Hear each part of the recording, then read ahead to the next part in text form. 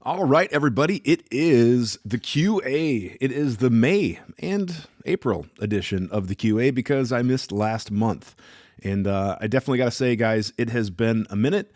I've missed this, actually. I missed kind of interacting with everybody. It was a lot of fun. And we can kind of go into what's been going on the last couple of months and all that stuff here in just a second. But let me just pull up the comment box here real quick.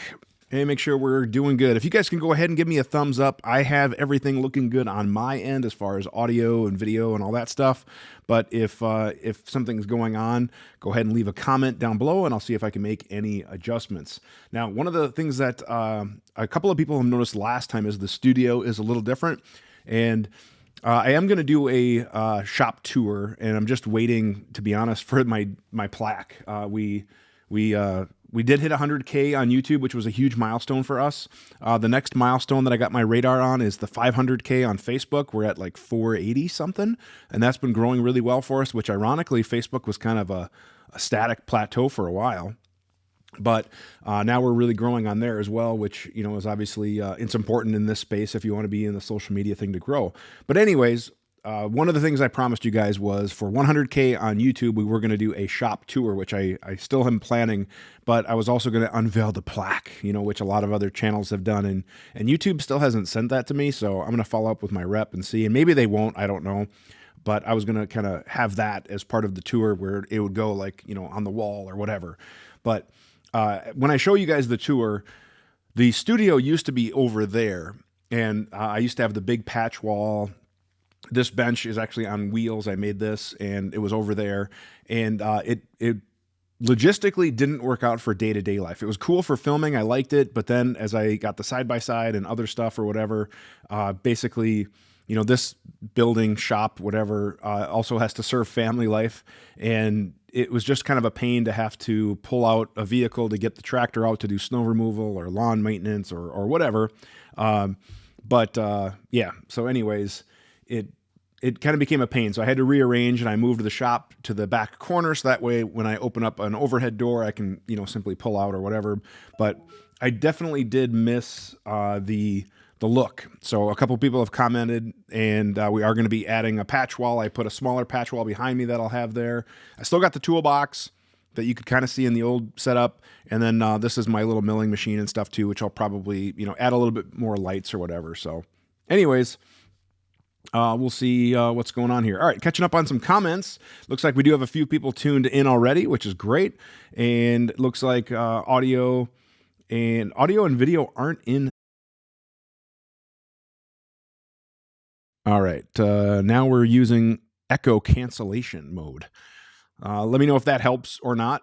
I'm not sure if it actually makes a big difference. And then as far as the color, on the monitors here, it looks good, but I can certainly play with that a little bit. But anyways, that's what we got going on. So we do have a few questions. Obviously, if you want to see your question on the show and you are missing this, you can go ahead and send an email to the address shown on the screen, or for those listening, wherever you get your podcasts, that is theqa@gunsandtactics.com, theqa@gunsandtactics.com. You can send your questions in via email. We can get them on the show ahead of time. Otherwise, you can catch us live. And I'm going to try to be more consistent with when we're actually doing the show. It used to be the last Monday. Mondays turned into be super hectic for work and everything like that. But definitely going to try to be more consistent, whether it's the last Friday or the last day of the month or whatever, and try to get you guys some notice as well. So my name is Dave Tim. I'm your host, and I do appreciate everybody tuning in, whether it be live or after the fact or wherever you get your podcasts. Like I said, the whole point of this show is to answer questions. I just try to share some of my knowledge that I've gained along the way and help people out. So yeah, a bit of yellow-orange tint on my monitor. Yeah, weird. I'll have to play with it a little bit because I wonder, you know, the only thing I did think of is that I did use the camera outside, and I wonder if I did change the white balance, but I think so, because literally all I did was I moved the lights over from that side to this side, although that fluorescent overhead, or that LED is a different color, so I wonder if that might be it too. So I might have to do some rearranging as far as lights and stuff, but anyways, that's what it is. So yeah, Tang and Arms, and I think I pronounced that right. I know we had this conversation. I remember we talked about Tang, but yeah, and some dude in a plaid shirt is blocking. I'm gonna put some patches up. I don't know which ones yet. I'm gonna move over from the big wall to the little wall, but we are gonna put some patches up, and hopefully the audio, cancellation or whatever fixed itself. But yeah, and Croak, super happy you were able to tune in live as well. Always appreciate everybody being here. And oh my gosh, look at Bob Reese. Man, I have not heard from you in a minute. Bob, I always think great thoughts of you. I still have never forgotten that care package you sent. Man, was it 2 Christmases ago already?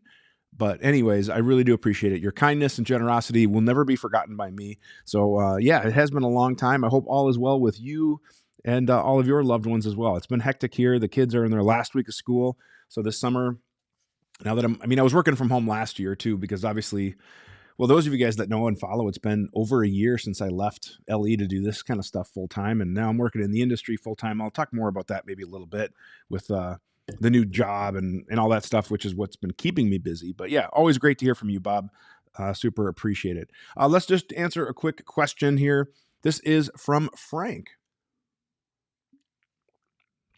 What muzzle brake would you recommend for a 14.5 to pin and weld and be compliant? Thanks in advance. Glad you're back. I'm glad I'm back too.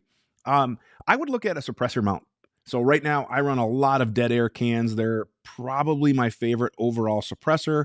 The Chemo mounting system is right now my favorite mounting system. So I would probably do maybe like a Sons of Liberty Knox, any of the dead air devices. Blackout Defense has some Chemo mounts that are awesome, as does Cobalt Kinetics. I think there's one more. Forward Controls. Any of those Chemo mounts is what I would do, and those are going to be plenty long on a 14.5. In fact, I can usually pin and weld those on a 13.9, maybe a 13.7 with a shim, and get 16. So with a 14.5, you're going to be 16 and some change. Not like 16.75 ish is what I would say that you'd probably be at for a pin and weld. But that way, it gives you the opportunity to add a suppressor or a suppressor that can take a Chemo mount, which is a lot of them. So that's what I would personally run if I was pinning and welding. That's pretty much what I'm pinning and welding on all my stuff. I would show you to you, but on live streams, we can't show firearms, things like that. I could probably get by with showing a part, but I don't want to make the social media gods mad at me. So there is that. That is a great question. Absolutely a great question.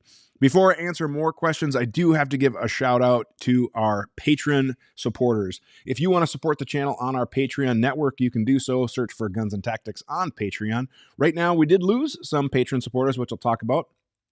But we do have Kevin, who is currently the king of patrons right now at his high level support. He is at that Action Jackson level. So, Kevin, I again thank you for your continued support. And then we also do have our 10 spotters, waguns.org, Dennis B, and Art. And again, thank you very much. We did have a few more, but like I said, we lost some, and I take ownership for that. So that is how it goes. Now, you might be asking, well, why did we lose some? And the reality is we've never had a ton. But I've always said, like, once we get about 100, then I'll start putting more effort into it. And I think I need to use the Field of Dreams philosophy. If you build it, they will come. Because the feedback that we've gotten from patron supporters is it wasn't as active as they had hoped, or there wasn't much going on, or there wasn't as much community interaction. So it's tough for me to say, like, go support me on Patreon when I really wasn't doing a whole lot there. So I'm going to be trying to do more, whether it's even just a quick, like, behind the scenes thing, or I'd like to get to the point where we maybe do our own patron supporter QA only, where we just kind of interact and hang out maybe once a month or so, give or take. But it all comes down to time, right? And how much time can we actually put forward and do all that.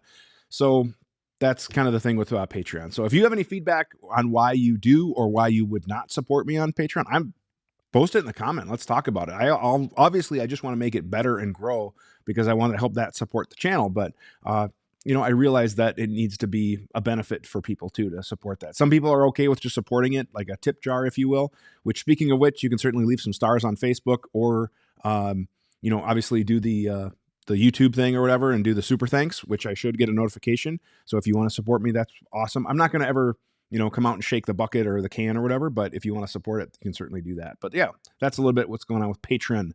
All right. So with that, let's answer one of our first email questions. Then I'll get to some of the comments. And I hit the wrong button there for a second ago. I don't know what happened, but first question is from Kevin, our number one Patreon supporter. What are some good leadership techniques that help set up a good or positive example for firearms work, whether it be teaching, legal, or just being a quality person at the range?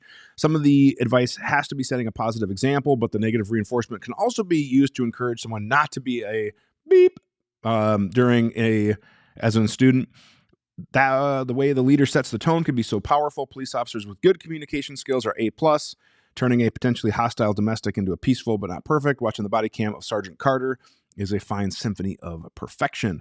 I would have to look up which particular incident that is, and I meant to do that before the show, but I kind of got lost track of time. But I agree. Communication skills are super important. And as far as what good leadership techniques can be done, let's just focus that to the firearms field. I have this thing that I do instructor development classes. And those of you that have been through my classes or whatever, you can kind of attest to this. But I often try to keep things simple, like things of 3, maybe 4, because it's easier to retain kind of adult learning or whatever. But I often say that the best instructors have CRED, C-R-E-D, and that's an acronym. And it stands for credibility, rapport, experience, and delivery. And what I mean by that is that, number one, you have to have credibility. In some of it's implied, right? When I go travel and do a class, like they just read my bio, they assume, so there's some implied credibility. But what are you doing ahead of time to establish that credibility? What classes have you been taking? What experiences have you been learning? Whether that's through your career, whether that's through competition, whatever. But you have to start to establish that credibility so people have that respect for you. When you go and you share your knowledge, there is, you have some credibility behind it. And that takes some time. And it's tough to get when you're new, but it can be done. The R is for rapport. You have to establish a rapport with your students. And I always try to find things in common, whether that is maybe a sport that they played that I could, relate to and talk about how we can, move those skills into the firearms skills, whether it's through humor, whether it's through geography, whether it's through whatever. Try to develop some rapport. And for me, that's an incredibly important one, especially as I'm traveling, because my time is very limited to establish that rapport. But it's just as important to create that rapport with a student. Obviously, there comes an experience component. You have to have some experience so that that credibility grows. And those two maybe are a little redundant, if you will, but I'm a firm believer in getting out there and doing to gain some experience. And that can be through training, competition shooting, whatever. Not everybody needs to be an operator who operates operationally, because in fact, some of the best training that I've been through haven't been by cops or military people. Now, I've been through some really good training from those people, but I've been through some awesome training. I would say one of the best trainers out there right now is Scott Jedlinski from the Modern Samurai Project. Super awesome dude. And he came from, I want to say it was like mortgage broker type background, but he was a competition shooter. But his communication skills, his sincere interest in his students, and the guy can shoot.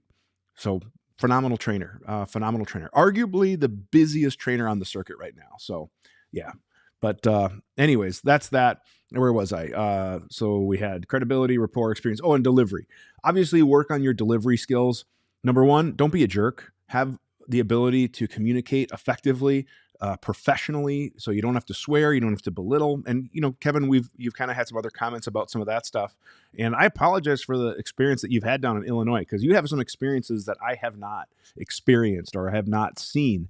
When I travel the country doing LE classes or open classes or whatever, I don't generally see some of the stuff that you talk about as far as the the bad stuff that you're seeing in some of the LE training circles or whatever. So maybe I need to come down to Illinois sometime and do a class or whatever. But it would be very interesting. So that is with that part of it. So that delivery, and what I encourage every instructor to do is go to a public speaking class, go to a Toastmasters club, do anything like that to try to improve your ability to speak. Understand that your words matter, and people, they're going to call you out on stuff. I joked about the rule of nines, and for a lot of people, they don't know what that is, but I would basically start to do 1 times 9 equals 9, 2 times 9 equals 18.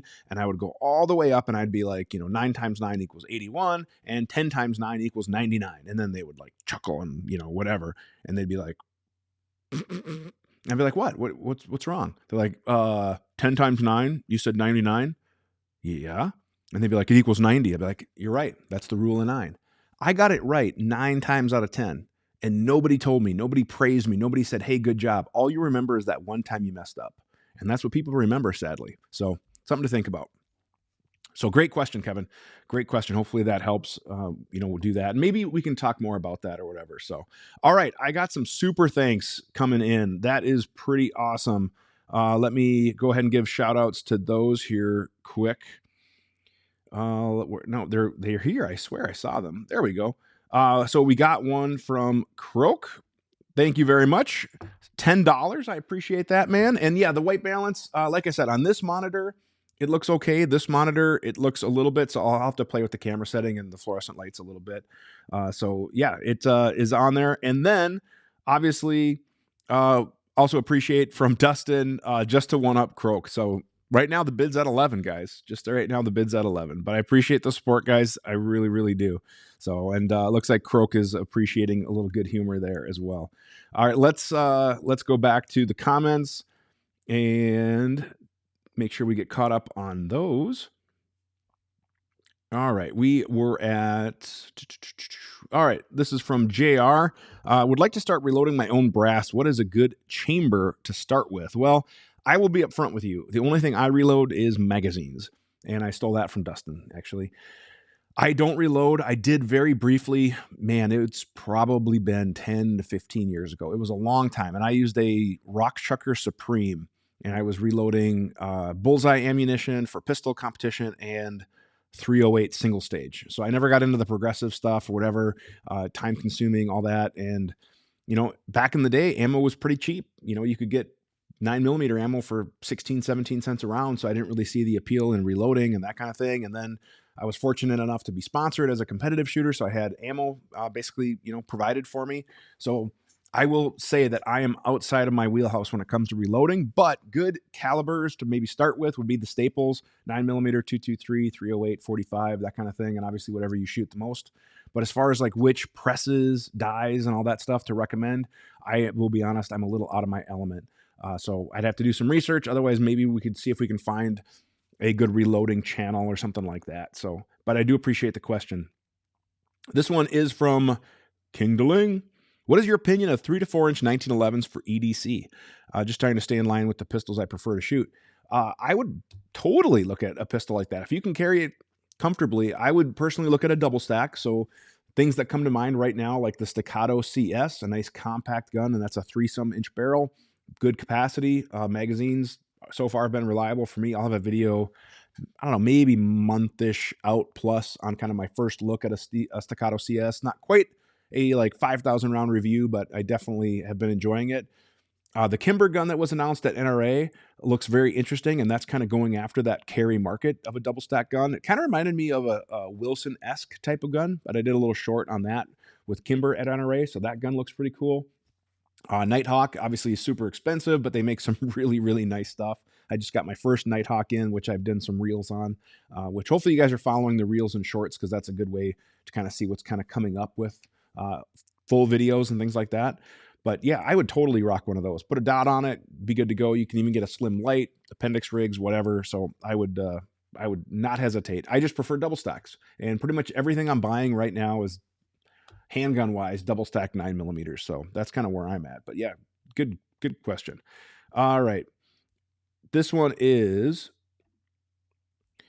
this is a comment talking about the 14.5 inch below, often called an A2X. Yeah, just basically a longer A2, and then you can pin and weld it. So yeah, definitely works out really good for that. And A2 is still a solid muzzle device, truth be told. A lot of people don't really give it as much credit as I think it deserves, but the A2 works really well. So yeah, you can get an extended version of that, which would make that 14.5 inch be good. Dustin, anything special in the tumbler? I wish there was today, which, speaking of which, got to give a shout out to Yeti. I'll put a link in the show notes below where you can click on it. And I get a little bit of kickback from Yeti. But they came out with this limited edition canopy green, and I love it. Like, it's literally, you guys know that this is my favorite color. But right now, I just got coffee, and not even with a kick. It should, though. They should have. I enjoy coffee with a kick occasionally. But I got some more Yeti stuff. And if you guys click on the link that I'll put in there, it does, like I said, we get a little bit of affiliate help with that. So we always do appreciate the support. All right, what is the best set of auto ear pro to mount to a helmet? Right now, their Range SAs are great. If you wanted to stick with auto, I will be upfront. One pair of my autos finally died, but that's after like 4 solid years of use, like full-time ish use outside in the rain, in the winter, summer, travel, TSA, all that other stuff. That's the Range SAs, and those were non-com, but they did finally die. I sent them in, and unfortunately, they were like, "Yep, they're out of warranty. We'll send them back." And I was like, "Well, can you fix them? Can you do anything?" "Yeah, they're out of warranty. Done." And they just literally returned them. So, okay, it is what it is, and I get it. They're about 400 some bucks, whatever new. So I'm okay with that. I've killed other ones as well, so I'm not like saying that the auto is bad, because I've killed a lot of ear pro over the years, and I really do like the sound quality of the auto. I still stand behind that. That's a great headset, but nothing lasts forever, right? But I'm gonna try something different because the auto was a little bit big and bulky compared to some of the other stuff out there. So I don't know. I'm gonna look at maybe some of the newer sword and stuff. The Ops Core stuff is obviously super high end and looks really nice, but it's expensive. And then there was, man, there's another company that I was going to reach out to that I met at a TAC show, and I can't remember what the heck their brand was, but they carry an ear pro that their shells are made by Sword, but their guts are their own. So I was going to check out that, and kind of see what options, to kind of see if there's any other ear pro that's working out good. For in ear, ironically, I just got a set of these to play with. They're from a company called Ear Tune. And the E is like a 3, and these are like $100, and they sound pretty solid for $100. Now, are they as nice as the $400 auto in-ears? No, but for $100, they come with a little case or whatever. I'll probably do more of a first look video on these, but these kind of surprised me for $100 set of in-ear electronic ear pro. So that's that. I know that wasn't your question, but Range SAs for auto. Otherwise, don't be afraid to look at some of the high-end, Sword-ins. I've had really good experience with. Ops Core, super nice. And then, man, I wish I could remember the brand. It'll come to me here. Maybe I'll try to look it up later if we have a lull. All right. Yes, and Croak just got the forward controls. Yep. I have one of the forward controls. Is that which one was that? Is that the KM15 or whatever? It kind of looks like an A2. Is that the one you're talking about, where it has the chemo mount, but then it looks like an A2 on it? Because I have one of those as well, and I agree that's a great muzzle device as well. But I know they have a new one out, and I have one of their forward controls ones, like the single port comp, but I always get their nomenclature mixed up or whatever. But yeah, forward controls devices are very good as well, and they do a really good job at flash suppression as well.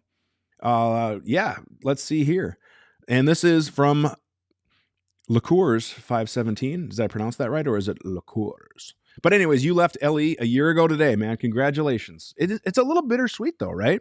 It's a little bittersweet. Like for me, it was just over a year, and people say like, "Oh, yep, you miss it." I bet you can't. I still miss it, man. I miss the fun stuff. I miss the car chases. I miss the fun stuff. You know what I mean? The problem solving, like being able to go to a crisis and actually use your skills and that kind of thing. And I miss the camaraderie a little bit too, and actually a lot. But I definitely miss it. But yeah, it's kind of cool. I enjoy what I do. I really do. I like what I do, and I we'll talk about work here in a little bit because you guys don't care about work as much, But the fact that a lot of you guys, check in sometimes with that kind of stuff does mean a lot to me. Is this another one? Did you do 2? Really? 2 super chats? Well, all right. Thanks, man. Appreciate that. Maybe you didn't. I don't know. All right, this one's from View at Your Own Risk. I came across your social media because I was looking for some home maintenance. You share the little details, which makes all the difference. So yeah, appreciate that, man. I try, and I definitely want to do more on Patreon. It's just we have to try to figure out what we can do. Oh, okay, I'm sorry. I was back in the comments checking up, but I'm not trying to pressure you into doing 2 super thanks, but I do appreciate it. All right. Yeah, the Einstein theory. Yep, when we have new people coming in, for sure. All right, this one's from Gerald. Can you recommend a company to buy gun insurance from? Are you referring to liability insurance or the coverage of the items themselves? Let me know, and then we can talk more about that. All right, this one's from, oh my goodness. Are you serious? You're getting a platypus. I'm jealous, man.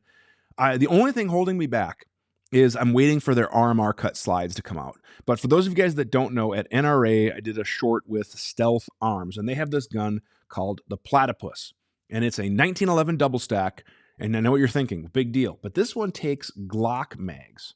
Yeah, I know. You know, and like some people in the comments of that are like, why would you blah, blah, blah, blah, blah, blah, blah. And it's like, so let me get this straight. A Glock magazine, because it's known for being expensive, unreliable, and hard to get. Oh, wait, no, a Glock mag. They're cheap, they're reliable, they're easy to find.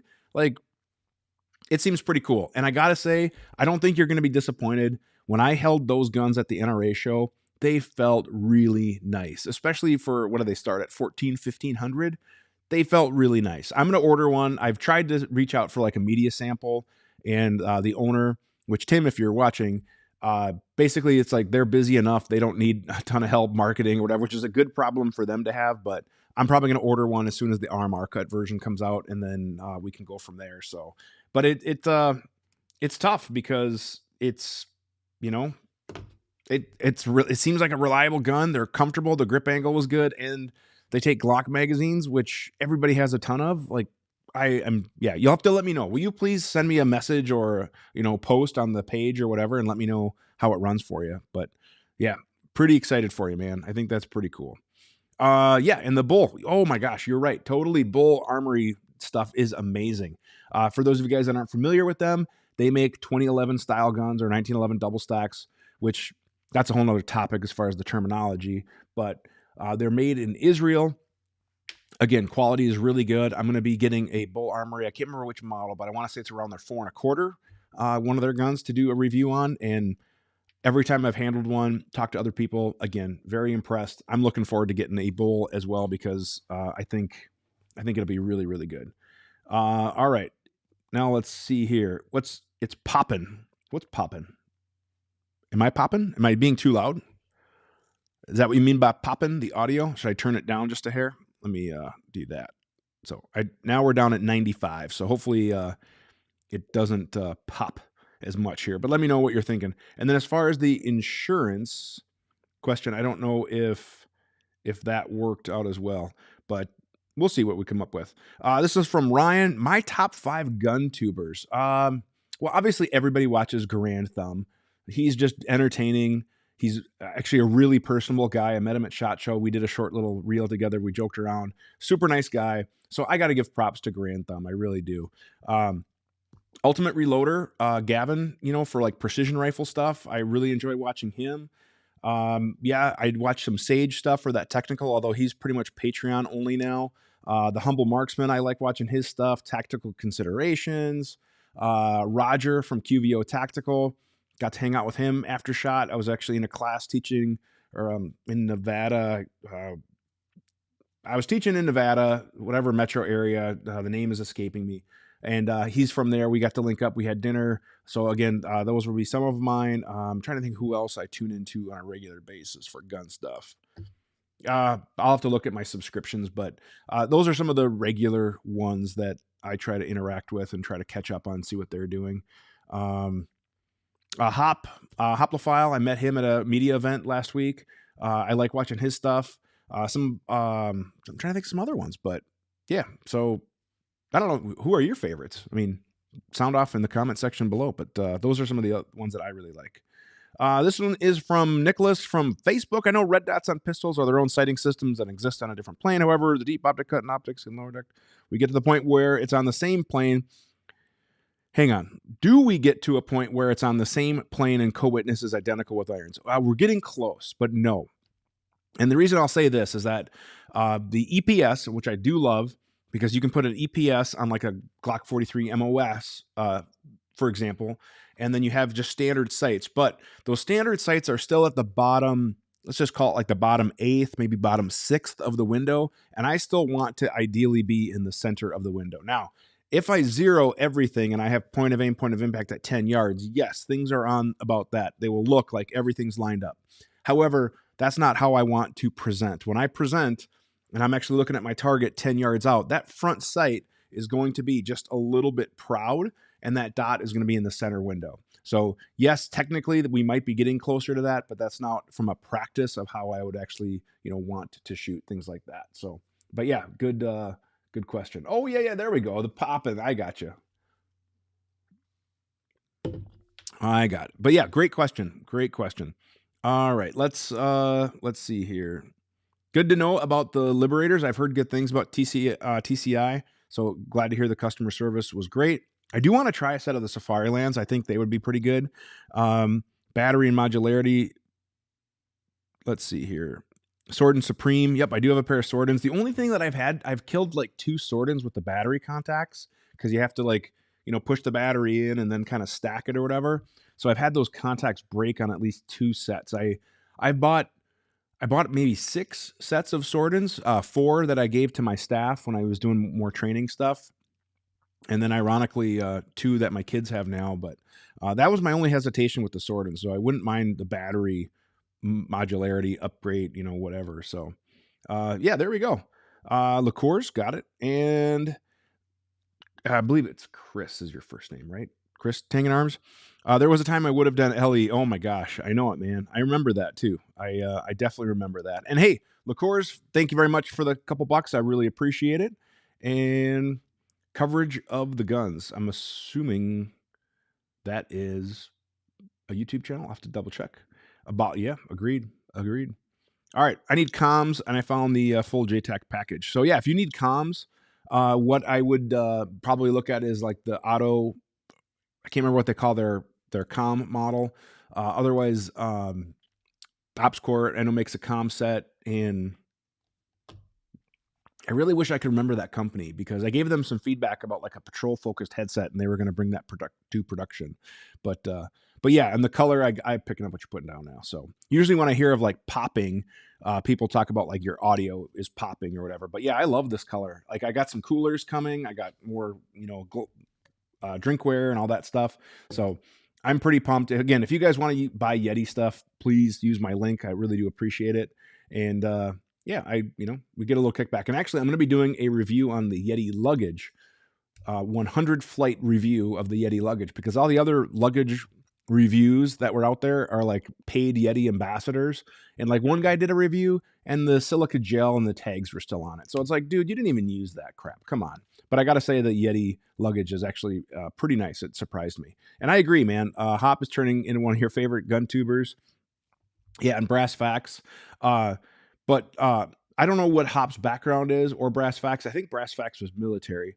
But what I like about Hop is he's not afraid to just call it like it is. And I actually enjoyed hanging out with him at this media event that we can't really talk about. But yeah, good dude.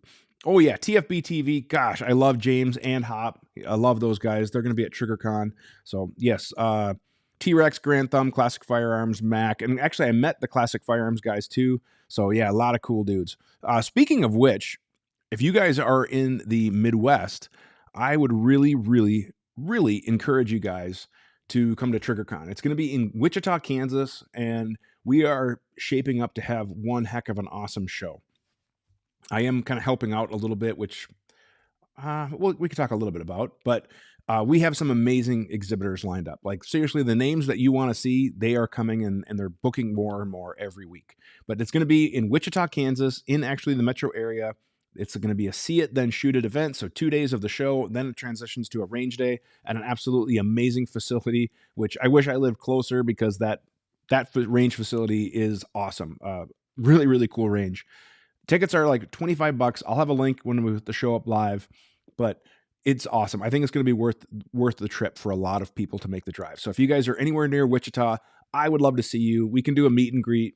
I'll give away some patches. We can hang out, but let me know if you guys would want to go. It's going to be awesome. September 22nd through the 24th this year.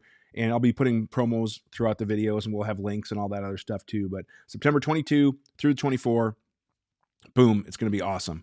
Another quick shout out is we have a new sponsor for this month's QA, and that is Global Ordnance, your one-stop shop for all of your ammunition and firearms needs. They carry it, they import, they export. They have all the brands that you know and love, plus some brands that you've never heard of that are really solid and very well priced. That's Global Ordnance. They're going to be supplying the prize this month, and they are going to be a future sponsor of the show, helping me out with ammunition, which is huge. So awesome people at Global Ordnance, awesome stuff. And I'm super happy to have them as a partner. All right, let's get back to it. This is from Croak, I've got the SCS on the PDP, and using stock sights, they're higher than the window. So yeah, we are. I agree. We are getting close, and I like to have my personal opinion, is I want those sights at the very, very bottom of that window, taking up as less space as possible, or least amount of space, and they are just truly there as a backup, right? That's what I like. All right, this is Tangens Fives Such. Oh, I forget. Yeah, I don't know. Sometimes I get a little, I get a little sooched out. Fuller Phoenix, I'll have to check him out. Yeah, Demo Ranch, he always makes some entertaining videos. Of course, Clint, yes. Warrior Poet, yep. John, of course, can't forget about him. And there's this guy in Minnesota. I'm not sure who that is, but appreciate it. True story for the non-Minnesotans that are watching. When I travel, nobody knows what a meat raffle is. I'll do a separate video on maybe a meat raffle. But I do appreciate I appreciate the love. But yeah, you mentioned some really good ones too. And Mr. Guns and Gear, yep. All right. Maybe if Mike will see this or not, but I do a Mr. Gun. I do impressions. You guys, I don't know if you know that or not. In one of my videos, I did an Arnold impression, but sometimes I wanted to do like a parody video of like my favorite YouTubers, and it'd be like, "Welcome back, everybody. Today we're going to be talking about," and that's kind of my Mr. Guns and Gear. So I don't know. I like to have a little fun. All right.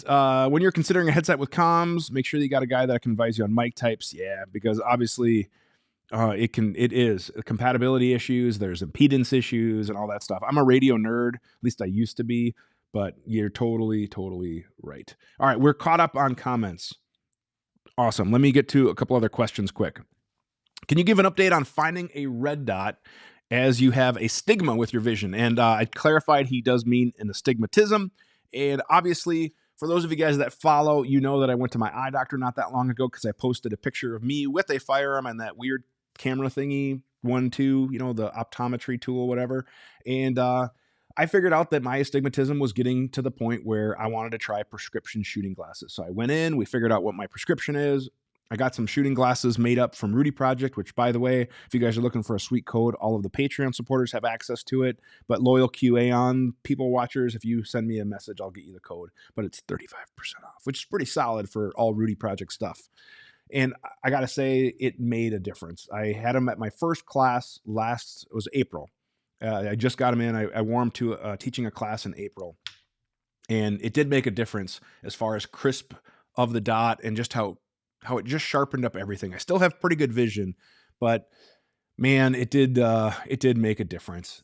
Enough that I don't want to admit that I liked it as much as I did, because I don't want to have to rely on prescription glasses or correction or whatever. But don't be afraid to see your eye doctor if you're not picking up, the dot crisp, if it looks like that smear or that burst or whatever. As far as general picking up the dot, I would 100% encourage you to take a good quality class, because it is so much in the grip and the presentation of finding the dot. A lot of people think like there's some weird magic thing, but in reality, it's grip, presentation, the dot is there. So we can talk more about that maybe in a future video. And oh yeah, there we go. So your side hustle is a comms guy. And oh my gosh, yes, even the Motorola space, there's not compatibilities between this radio and that radio and all that. So, but yeah, if you have any connections for EarPro or something, shoot me a message. Let me know. We can talk more. This one is from Roger. I have a Canik TP9SA with a mechanic optic on it. The rear sight had to be removed so it doesn't co-witness. It's kind of hard to find the dot without moving my gun around. Yeah, so Roger, honestly, what it's going to be, man, is building your grip. And so here's what I tell people. If you can present out, you find the dot, right? And you kind of take a mental snapshot of what a good presentation, what your good grip, everything feels like, and close your eyes and then rewind the gun and then come back out and find that same mental snapshot. Open your eyes. The dot should be relatively close. It might not be exact, but that's what it's going to be. The problem is that you're looking for the dot most likely, right? So when I teach red dot classes, I teach people the 3 struggles are this: finding the dot, tracking the dot, and reducing dot movement. So finding the dot initially, and then after recoil, tracking that dot. And then number 3 is just when you're holding it out there, that dot moves all around. So we want to reduce that dot movement. And a lot of that is going to be in our grip and our presentation. So like I said, a lot to kind of get into, but I would totally recommend a good quality red dot class. And it's all going to be with building that grip, that presentation, understanding what the different parts of the hand do for our grip building, what our presentation does. And for me, I'm focused on my target. So I'm looking at my target 10, 15, 20 yards away, whatever it might be. And as I present, then that window is there and the dot just drops right in. I'm not looking for the dot. My presentation with good deliberate practice is right there, so where that dot presents itself. But yeah, great question. It's a complicated topic. The reason why it's so hard to find is because all it takes is a few degrees tilting one way or the other and that whole dot disappears. So it has to be there at that presentation. But really a good question, probably a little bit more complicated. But yeah, so like Croak he has a comment about pinky pressure, and how I break down the grip is top fingers, bottom fingers, thumb. And I talk about in the classes what these top fingers do, what the bottom fingers do, because for me, it's not just pinky pressure, because when I tighten up this pinky, my ring finger goes with it. And most people is as well. So that's why I kind of break them up into top fingers, bottom fingers, thumb. And then once you kind of add the top finger pressure to build for recoil management, the bottom finger pressure to get more leverage, that'll cause that gun to kind of plane out and level out. And then we also have to build in friction with our thumb and a little bit of heel pressure for a 360-degree friction grip on there. And Scott Jedlinski, again, I am fortunate enough to start to call him a friend. We've gotten to hang out a little bit. He is big on the pinky pressure, which is what I call the bottom fingers. So anyways, give that a try. We can, like I said, we can maybe do another video about that. So good question. Really good question. All right. Hey, Super Chat. Thank you very much, man. I really appreciate it. And, oh yes, this was about your screw question. So this was a question, I'm pretty sure I want to make sure I get all the usernames right, but right, you were talking about the metric versus American threads or whatever, which let's just talk about that now since we got it up there. He emailed me regarding that, and it is basically he had M5 that was not quite threading in. Well, it turns out they were 1032 screws.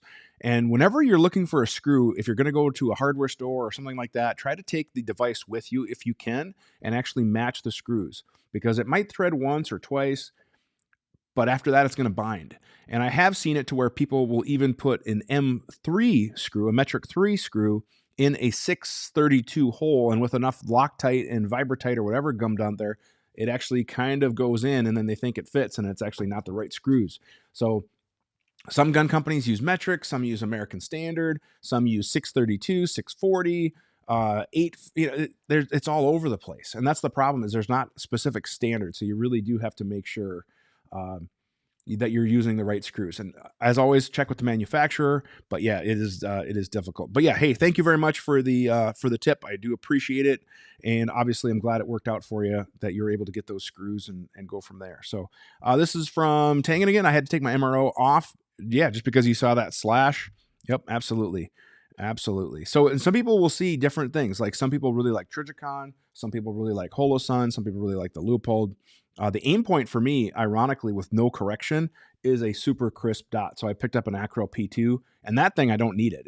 That one is a really, really nice emitter. Yeah, and a pistol shooter's #1 adversary, sympathetic tightening. Yep, absolutely. Absolutely. We talk about that a lot in the classes as well. Let me see where we were on questions. This one is from Kevin, and I do have to wrap up our live stream in here in about 15 minutes, give or take, and that'll put us at about an hour. Is there a favorite duty-grade AR trigger that I like? What features do I like about that? And is there anyone out there that explains the mechanics? Well, let's start backwards.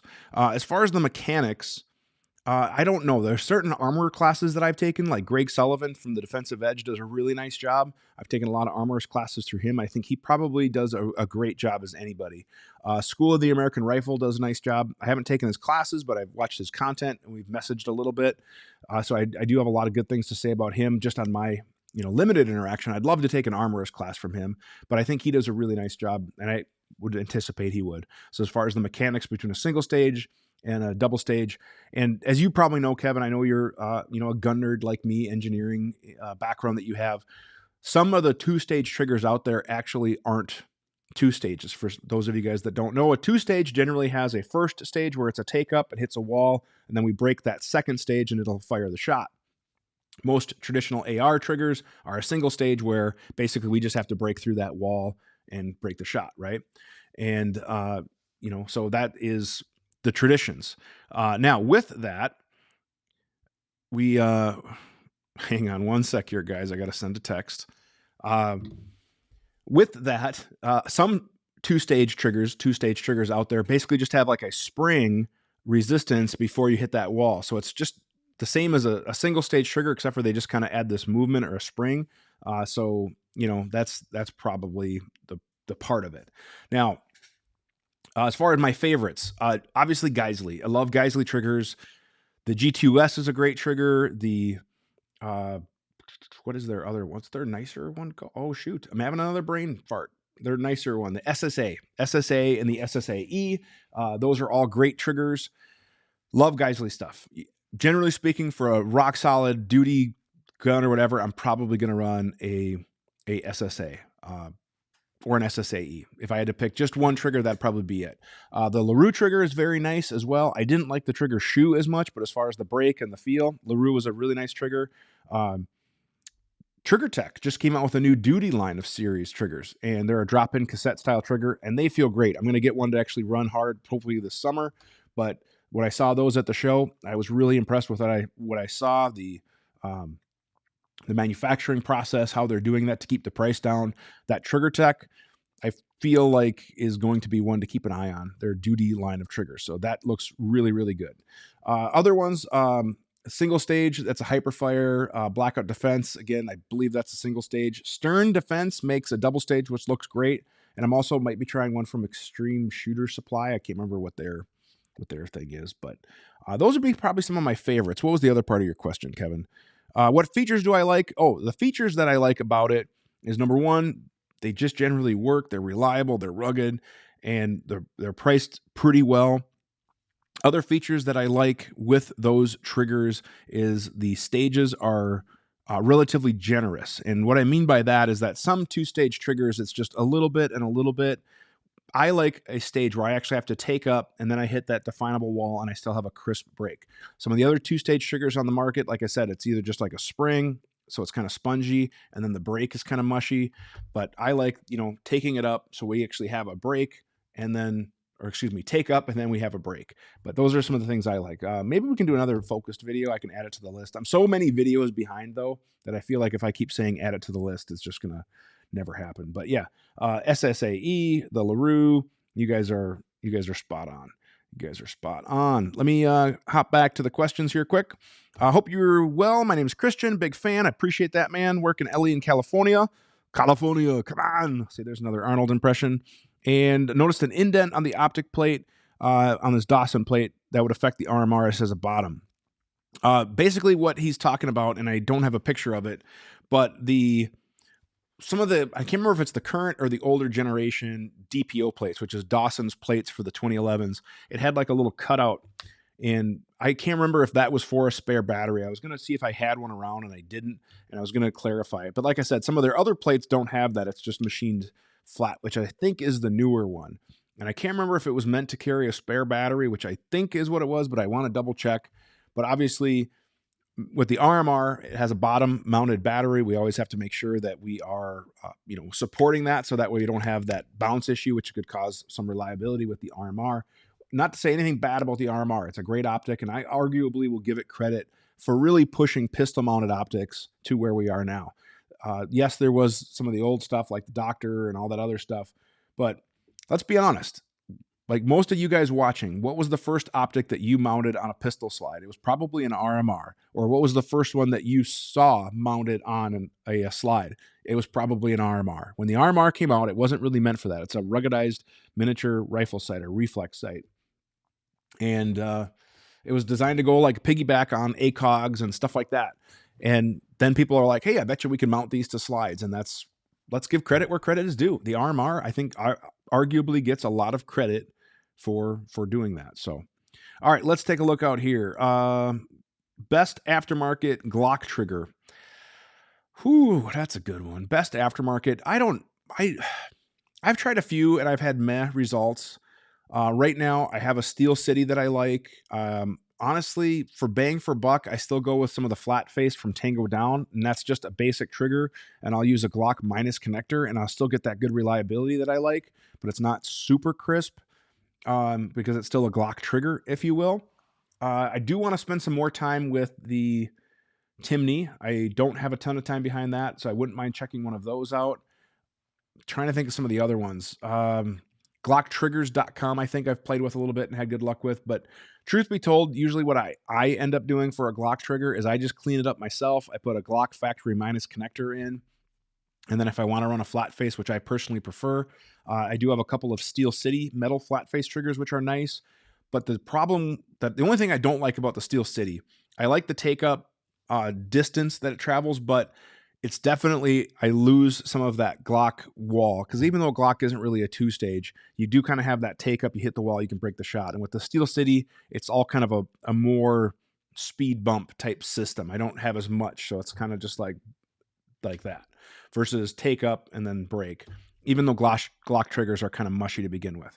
But those would be that's what like I said, Tango down for a flat face. I usually do a Glock minus connector, clean it up, do a little polishing, make sure there's no burrs, all that stuff. But I should probably do some more digging, but I don't know. Glock triggers are what they are. So that's that. DeGraw, Guns Out Range Day is August 8th. Hoping they will have, oh, really? I got to give those Guns Out guys credit. They're really growing fast and they make really high quality content. I should reach out to them and see if they want to come to TriggerCon. That's a good call. And then Hop or Brass recently alluded that the emitter position has a bearing on how it does. I'll have to, you know what? I should test that. That's a good question. I might have to run that by some of the tech people in there as well. All right. Any tips on shooting a two-stage trigger fast? And yeah, just practice. I'm able to shoot those pretty quick. Obviously, what I would love for a two-stage trigger to do is that when I reset, it goes right to that second stage. But a lot of them, you still have to go through that first stage. But yeah, just practice. And I mean, really, though, how fast do you want to go? Like, you know, what are your splits and go from there? A nice, light, crisp single stage obviously is going to be a little quicker, or a competition-focused two-stage like the AR Gold, which has just a smidgen of a stage and then a break, but it's very light, crisp. That, you know, it's kind of a more competition-focused trigger. And Overwatch makes a nice trigger. I'll have to check them out. I'll have to add that to the list.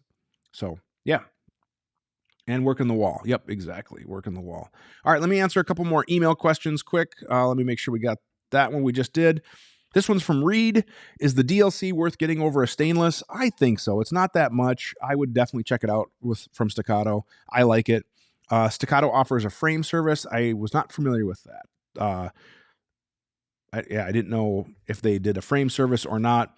So with that, I would say the new texture on the current grips from Staccato is pretty nice. And if you wanted it more, you know, texture-y, you could either look at Danger Close or Macmillan Stippleworks. I have work done by both companies. They do awesome work. I've done videos on both. But both of those guys do great, great work. They just have a little different stipple if you wanted it for a 2011. Other part of your question, how difficult is it to conceal using an OWB holster? It's going to be harder because it's a bigger gun, but appendix, it could certainly be good. And it'd be a great duty competition gun. It would be no problem there. And what parts? Firing pin spring, recoil spring. And you can go through thousands of rounds, man. I mean that. I've gone through, I have one Staccato that I'm going to do a cleaning video on, my Staccato P. That thing has well over 10,000 rounds, probably closer to 15, and I have not cleaned it really very much in that cycle. Thing's filthy, but that was my primary training gun, teaching gun. If I did local matches, all that kind of stuff, that thing was just my rock solid workhorse, and I bought that in 2020, and it has been, like I said, a beast. So I'm due to clean that. It is filthy. There's sludge and gunk in there, but I haven't broken a single thing on it. It's been awesome. But as far as maintenance, it's due for a recoil spring. It's due for probably I'll throw a firing pin spring in there. I'll check the other springs, double check the extractor. You know, the thing is that some of it is drop in like springs, but other stuff does require fitting and tuning. So there's that. Last question quick is, this is from Jamie. I've got into a rut of teaching, not shooting or training. What are some tips or rules that I use to make sure that I'm staying at the top of your education and still enjoying the sport of shooting? And I'll be honest, man, it's tough. It's easy to get in a rut because when I was teaching, when I was on a super busy kick the last few months, it was tough for me to get into the enjoyment of it because it was just travel, teach, travel, teach, travel, teach. And I didn't get a chance to practice or really shoot for fun. But try to find something that's fun for you. For me, that's precision rimfire. And I just got back from a match with Dustin, and I forgot how fun it is. I haven't shot a rimfire match in 2 years, and I sucked at the last one. But I had a lot of fun doing it because I was hanging out with good people. Yeah, there was a challenge. Yeah, there was frustrating stages. Yes, I wished I could have shot more, so it was cool that we got to do a class the next day. But that for me was fun. It was fun. Try to make the people involved, try to spend time with people that you enjoy on the shooting sport, and that'll kind of help it there. And then try to figure out like what it is that you enjoy, because that's ultimately the thing that's going to get to you. And if you burn yourself out, it's a tough thing to recover, man. Burns leave scars, and burnout leaves scars, no matter what anybody says. And that's a reality with a lot of things, right? If you burn yourself out, it's tough to recover from that. And some people don't. Like, I know some people who, like Dustin and I were talking about this, people that we used to shoot with, and they're gone. They don't shoot anymore. They're off to doing other things or whatever. They got fried, and it's tough to recover from that. All right, guys, that's going to wrap it up. I think we're caught up on comments. That's all the questions. Let me throw up the rules here quick. Let me give a huge thanks again to Global Ordnance. They're your one-stop shop. I'll have a code for free shipping for all of my viewers as well. So if you wanted to order a case of certain supplies, you're going to get free shipping with orders over a certain amount, and that way it'll make it worth it for you, which is pretty awesome because free shipping is free shipping, right? So that's from Global Ordnance. And these are the rules for the QA. While I go ahead and select a random comment and or random question. Let's go ahead and select our random comment and or question so we can go ahead and pick a prize. And boom, it was the Really Like Mr. Guns and Gear comment from Croak. So Croak, what you need to do is you need to email us, and you can use the email address shown on your screen, which is theqa@gunsandtactics.com. Send me like a screenshot of your username, whatever, so we know that it's you. And Croak, you are the winner, and Global Ordnance is going to be sending out a prize to you. Make sure you're in the United States and you're capable of receiving things. You're an adult, all that good stuff. I can't say what the prize is, but you know what Global Ordnance sells. You have probably a pretty good idea of what you won. So thank you guys very, very much. I really appreciate all the support, all the super thanks, everything there. And let me make sure we're caught up on comments, but I think we are good to go. So I think we're going to call this show. Again, if you guys want to see your question, go ahead and send an email. Otherwise, you can find us wherever you get your podcasts. You can find us on YouTube, Facebook. That'll take us to pretty much right at the hour, and I appreciate everybody's support. This was a really fun live stream. I loved interacting with everybody, and hopefully we can do some of this more often. What would you guys think of a more regular live thing? Like, I know we did the What's Up Wednesday, so maybe we'll do that like in a live format, because I don't have to edit it. I can just basically come on board, hit publish, and it's done. So yeah, think about it. Let me know. Leave comments, all that other stuff. Go from there. And yes, I will have a Strybog. No, you did not win a Strybog. You did not win a Strybog. But something that might be the Strybog might consume, a few of those things. So, all right, guys, take care. Appreciate it. Thanks for watching, and have a great day. Let me go ahead and smile for my thumbnail. There's my thumbnail. I'll take a free shot of that later, and we'll go from there. All right. Thanks, guys. Take care.